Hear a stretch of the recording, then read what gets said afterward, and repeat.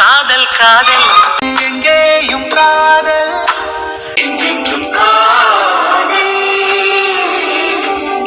என்றென்றும் காதல்.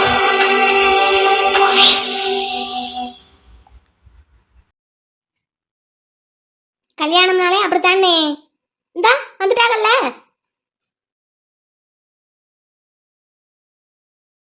Hey baby, வெளியவே வரமாட்டேன்னு சொன்னா வந்துட்ட.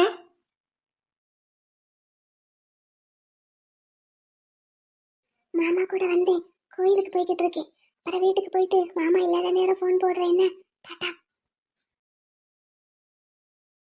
மாமா இதுதான் மாப்பிள்ளை வீடு. ஓஹோ, அப்படியா? வீடு நல்லா பெருசா தான் இருக்கு. அதான் வசதியான இடம்னு எங்களையெல்லாம் கலட்டி விட பாத்தீங்களோ? இல்ல மாமா, மாமா இவங்க தான் மாப்பிள்ளை. ஓஹோ, இவர் தானா? உனக்கு கொஞ்சமும் பொருத்தமா இல்லையே. வசதியான மாப்பிள்ளன்ட்டு கற்பா இருந்தாலும் பரவாயில்லைன்னு பிடிச்சிட்டியாக்கும். முத்து கோவப்பட்டுறாதீங்க மாமா, அப்படியெல்லாம் சொல்லாதீங்க. அவர் பெரிய படிப்பெல்லாம் படிச்சிருக்காரு, பெரிய வேலையில இருக்காரு. நீங்க வாங்க, நம்ம போவோம். என்ன படிப்பு படிச்சிருந்து என்ன பெரிய வேலையில இருந்து என்ன பிரயோஜனம்? இங்க பாரு, என்னைய கொஞ்சம் கூட மதிக்க தெரியல. என்னே முத்துக்கால, என்னே நீங்க வீட்டுக்குள்ள போங்கண்ணே. வாங்க. வந்துட்டோம் வந்துட்டோம். மாமா போகலாம். நட. ஹே வெண்ணிலா, நீ நில்லு. என்ன முத்து? எங்க போற? கோயிலுக்கு போறேன்னு சொன்னேன்ல. நான் இங்க வீட்டுக்கு மாங்கல்யத்தை பார்க்க வான்னு கூப்பிட்டேன், வரமாட்டேன்னு சொன்னேன். போன் போட்டாலும் அட்டன் பண்ணாம கட் பண்ணி விடுற. இப்ப கோவிலுக்கு மட்டும் வெளியே வரலாமா? இல்ல மாமா, கல்யாணத்துக்கு பீரோ எடுத்து வச்சிருக்காங்க. அதான் சாவிய கோயில்ல வச்சு சாமி கும்பிட்டுட்டு வரலான்னு போறோம். அப்படியே எனக்கும் ஒரு நேர்த்திக்கடன் இருக்கு, அதை நிறைவேற்றிட்டு வரலான்னு போறேன். நீ எதுக்கும் போ. நான் கூப்பிட்டு வெளியே வரமாட்டேன்னு சொன்னேன். இப்போ உன் மாமா கூப்பிட்டு மட்டும் வெளியே வந்திருக்க. முத்து கோச்சுக்கிடாதீங்க, இது முக்கியமான விஷயம், அதனாலதான். எது முக்கியமான விஷயம்? இப்போ இந்த பீரோ சாவியை அங்க கோவில்ல போய் வச்சு கும்பிடுறது உனக்கு முக்கியமான விஷயம். ஆனா உன் கழுத்துல ஏற போற மாங்கல்யத்தை பாக்குறது உனக்கு முக்கியமான விஷயம் இல்ல. இல்ல, உங்க வீட்டுக்கு சும்மா சும்மா வரக்கூடாதுல்ல, அதனாலதான். ஓஹோ, அது அப்போ சுவரேறி குதிச்சு என்ன பார்க்க வரும்போதெல்லாம் தெரியல. முத்து நான் போறேன், வீட்டுக்கு போயிட்டு போன் போடுறேன். என்ன மாமா, போவோம், நடங்க. நான் உன்னை போகவே சொல்லல, நில்லு. முத்து நான் வீட்டுக்கு போயிட்டு போன் போடுறேன், அப்புறம் பேசுறேன், போயிட்டு வரேன். உன்னை நில்லுன்னு சொன்னேன். என்னை முத்துக்காலையனே பிரச்சனை பண்ணாதீங்கண்ணே, அவங்கள போக விடுங்க. நான் போன் போட்டா மட்டும் அப்படியே அட்டன் பண்ணி பேசிடுற. சரி, பீரோ சாவியை வச்சு சாமி கும்பிடுறதுக்கு போறீங்க, ஓகே. உனக்கு என்ன புதுசா நேர்த்திக்கடன்? அது கல்யாணம் நல்லபடியா நடந்துட்டா நம்ம மாரியம்மன் கோவிலுக்கு பக்கத்துல ஒரு பிள்ளையார் இருக்கார்ல, அவருக்கு 108 தோப்புக்கரணம் போடுறதா வேண்டிக்கிட்டு இருக்கேன். ஆஹா, இங்க வா. மாமா நீங்க முன்னாடி நடங்களேன், நான் வர்றேன். என்ன மாப்பிள்ள இப்படி பேசிக்கிட்டு இருக்காரு? கொஞ்சமும் மரியாதை தெரியாத ஆளா இருப்பாரு போலயே. மாமா நீங்க முன்னாடி நடங்க, நான் வர்றேன். நிக்கிறேன், என்னன்னு கேட்டுட்டு வா. நல்ல மாப்பிள்ளைய பார்த்த. முத்து கோவப்படாதீங்க, என்னன்னு சொல்லுங்க. நானும் நல்ல பிள்ளையா உனக்கு எந்த கஷ்டத்தையும் கொடுக்க கூடாதுன்னு ஒவ்வொரு விஷயத்துக்கும் சரி சரின்னு பொறுத்து போறேன். ஆனா நீ பண்றது எதுவுமே எனக்கு பிடிக்கல வெண்ணிலா. நான் கூப்பிட்டா நீ எங்கேயும் வரமாட்டேன். நான் எங்கேயும் உன்னை கூப்பிடவும் இல்ல. என் வீட்டுக்கு தான் கூப்பிட்டேன். இன்னும் 2 நாள் கழிச்சு நீங்க தானே வரப்போற, இல்ல இதுக்கு முன்னாடி தான் வராம இருந்தியா? நான் போன் போட்டாலும் அட்டன் பண்ணி பேச மாட்டேங்கிறேன். இதோ இவர் இருக்காருங்கிறதுக்காக. இதுக்கு முன்னாடி எல்லாம் நான் உன்னை கண்ட்ரோல் பண்ணப்போ நீ கொஞ்சம் கூட கண்ட்ரோல் ஆகவே மாட்டேன். யாரு இருந்தாலும் அதை பத்தி கொஞ்சமும் கவலைப்படாம என்கிட்ட பேசுவ. இப்ப மட்டும் என்ன வந்தது உனக்கு புதுசா? வெண்ணிலா, என்னாச்சு? ஒண்ணும் இல்ல மாமா, நீங்க நடங்க, நான் வர்றேன். முத்து கோவப்படாதீங்க, இன்னும் 2 நாள்ல நான் இங்க வந்துருவேன். அதுக்கப்புறம் நீங்க என்ன சொன்னாலும் கேட்பேன். எனக்கு அது பிரச்சனை இல்ல. நான் சொல்லி ஒரு விஷயம் உன்னால செய்ய முடியல, ஆனா இவர் சொன்னாருன்ட்டு பின்னாடியே போற. என்ன பார்த்தா எப்படி தெரியுது உனக்கு? 2 நாளா நானும் பாத்துக்கிட்டு தான் இருக்கேன். நான் என்ன சொன்னாலும் அதை நீ கேட்க மாட்டேங்கிற. என்ன இவன் என்ன சொன்னாலும் சரி சரின்னு போய்கிட்டே இருக்கான். அப்ப அப்படியே தான் இனிமே இருப்பான்னு நினைச்சிட்டு இருக்கியோ? வெண்ணிலா, ஹே ஷட் அப் மேன். இந்தா முதல்ல அந்த ஆளை போக சொல்லு. முத்து கோபப்படாதீங்க. என்னே முத்துக்காலையனே பேசாம இருங்கண்ணே. டியூட் இருங்க டியூட். முத்து ஒன்றும் பிரச்சனை இல்லை. இப்போ என்ன, நான் வேணா வீட்டுக்கு திரும்பி போயிடட்டுமா? இதோ பார், நீ இன்னும் புரிஞ்சுக்கல. நீ உன் மாமா கூட கோவிலுக்கு போறது எனக்கு பிரச்சனை இல்ல. ஆனா நான் கூப்பிட்டு நீ வரமாட்டேன்னு சொல்லி இப்போ உன் மாமா கூட மட்டும் வெளியே வந்திருக்கேன்னா அதுதான் எனக்கு பிரச்சனை. வெண்ணிலா இங்க வா, என்ன பிரச்சனை? ஏன் மாப்பிள்ள இவ்வளவு கோவமா பேசுறாரு? ஏன் தாய் மாமா ஏன் கூட கோயிலுக்கு வந்தா என்ன குத்தம்? இதெல்லாம் ஒரு விஷயம் சொல்லிட்டு இப்படி கோவப்பட்டுக்கிட்டு இருக்காரு. இவரெல்லாம் ஒரு மனுஷனா? மாமா நீங்க சும்மா இருங்க மாமா. நீங்க முன்னாடி நடங்க, நான் வர்றேன். எனக்கெல்லாம் இந்த கல்யாணமும் பிடிக்கல, இந்த மாப்பிள்ளையும் பிடிக்கல. முத்து நீங்க கோவமா பேசுறதுனால மாமா உங்களை தப்பா நினைச்சிட்டாரு.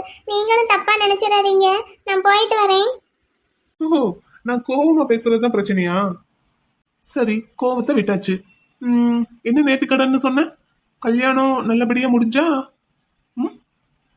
108 தோப்பு கரணம் போடுறதா பிள்ளையார்கிட்ட வேண்டியிருக்கேன். எப்போ வேண்டுன? அது ரொம்ப வருஷம் ஆச்சு முத்து. நீங்க சீக்கிரமா ஊருக்கு திரும்பி வரணும், என்ன பிடிச்சிருக்குன்னு சொல்லணும், அதுக்கப்புறம் நமக்கு கல்யாணம் நடக்கணும். இதெல்லாம் நல்லபடியா நடந்து முடிஞ்சதுன்னா பிள்ளையாரப்பாவுக்கு 108 தோப்பு கரணம் போடுறேன்னு வேண்டிக்கிட்டு இருந்தேன். நான் வேண்டிக்கிட்ட மாதிரியே பிள்ளையாரும் வரம் கொடுத்துட்டாரு. அதனால வேண்டுதலை நிறைவேற்றுறதுக்கு போறேன். யாரு பிள்ளையாரு வரம் கொடுத்தாரு? ஆமா. கொஞ்ச நாளைக்கு முன்னாடி வரைக்கும் உன்னோட மொபைல்ல காலர் டியூன் என்ன வச்சிருந்த? முத்து முத்து சுடரே கொடு வேண்டிடும் வரங்களையே. வரம் என்கிட்ட கேட்டிருக்க, நானும் உனக்கு கொடுத்துருக்கேன். ஆனா தோப்பு காரணத்தை மட்டும் பிள்ளையாருக்கு போய் போடணும்னு நினைச்சா எப்படி? பிள்ளையாரு தான் உங்க மனசை மாத்தி இருக்காரு. அதனாலதான் நீங்க கல்யாணத்துக்கு சம்மதிச்சிருக்கீங்க. அப்போ வேண்டுதலை அங்கதானே போய் நிறைவேற்றணும். ஓஹோ அப்படியா? சரி, அப்போ கல்யாணத்தை நிறுத்திடுறேன் நானு. முத்து வேண்டாம். வேண்டாமா? இப்ப சொல்லு, இந்த கல்யாணத்துக்கு வரம் கொடுத்தது யாரு? நானா பிள்ளையாரா? முத்து சொல்லு, நானா பிள்ளையாரா? நீங்க தான். நான் தானா? அப்போ தோப்பு காரணத்தை இங்க போடு. வெண்ணிலா என்ன? I said shut up you man. முத்து போடு போடு, தோப்பு காரணத்தை போடு. 108 போடு. என்னே முத்துக்காலையனே என்னனே? குறுக்க யாராவது வந்தா 108ல இருந்து 10 கூடும். வெண்ணிலா வா என் கூட.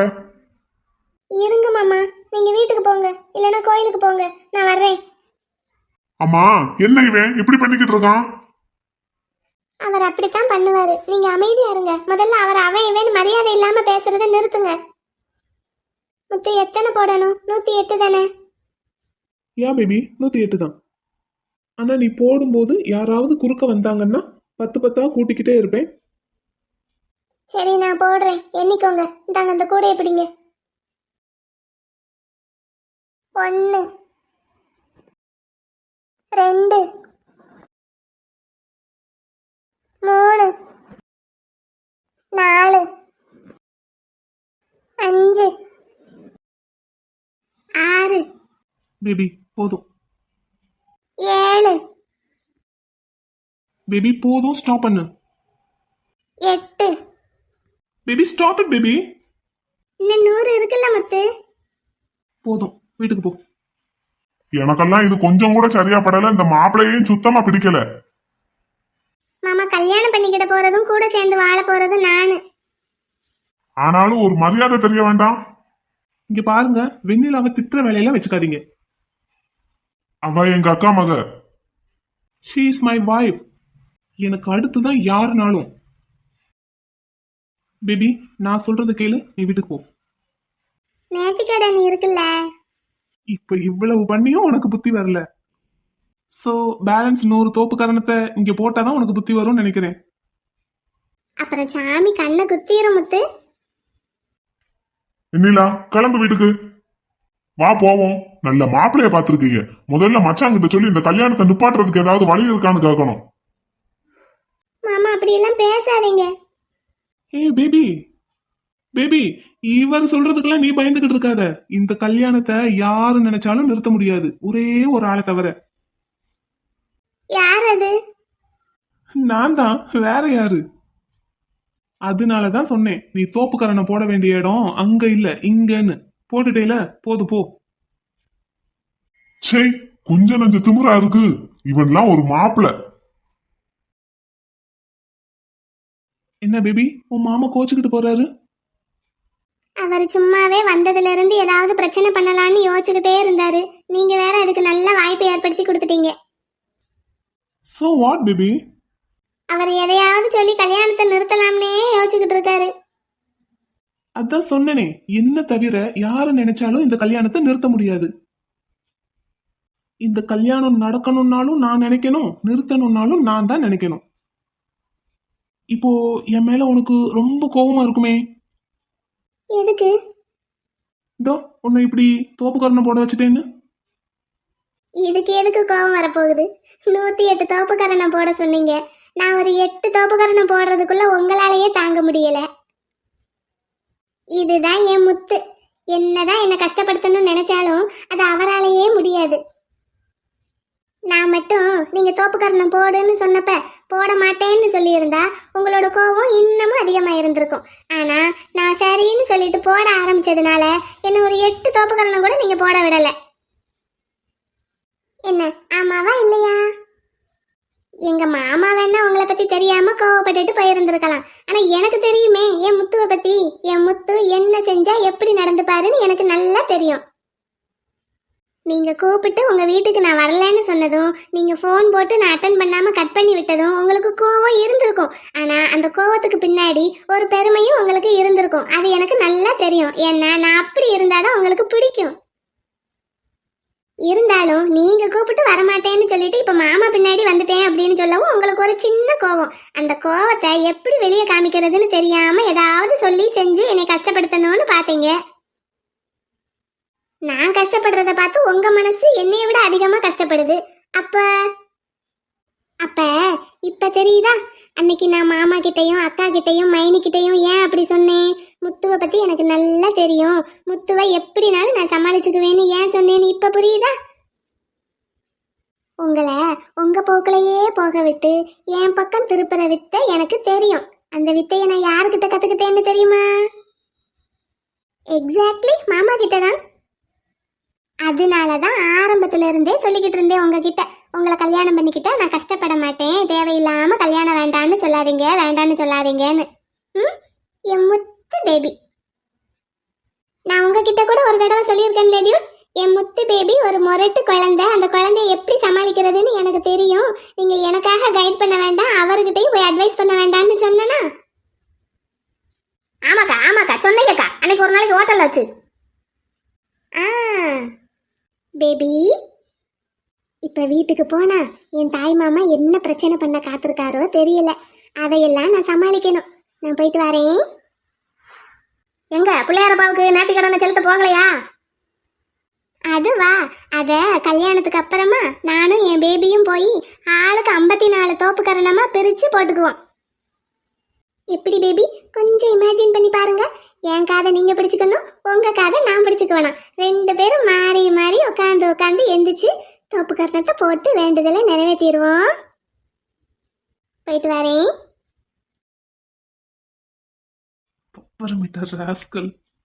என்ன முத்துக்கால, வெண்ணிலாக்கா என்ன போடு போட்டுட்டு போகுதுன்னு பாத்தீங்களா?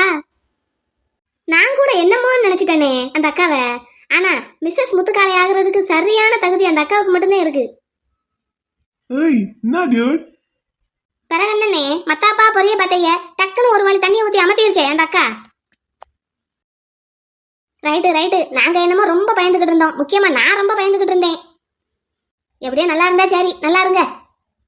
அடே அண்ணே, அந்த பந்தல் டெக்கரேஷன் பண்றவன் ஸ்பீக்கரை இன்னும் 1 மணி நேரத்துல கொண்டு வந்து மாட்டிடுறேன்னா, ஆனா இன்னும் வரல. கருப்பண்ணை வேற காய்கறி லோடு ஏத்துறதுக்கு போயிருக்காரு. அவர் வர்றதுக்குள்ள நம்ம அதை கொண்டாந்து மாட்டிடுவோமா? அப்பனா எனக்கு காவாலையா பாட்டு போடணும். நடா நடா போடுவோம். வானு காவாலுயா காவாலுயா யா யா யா.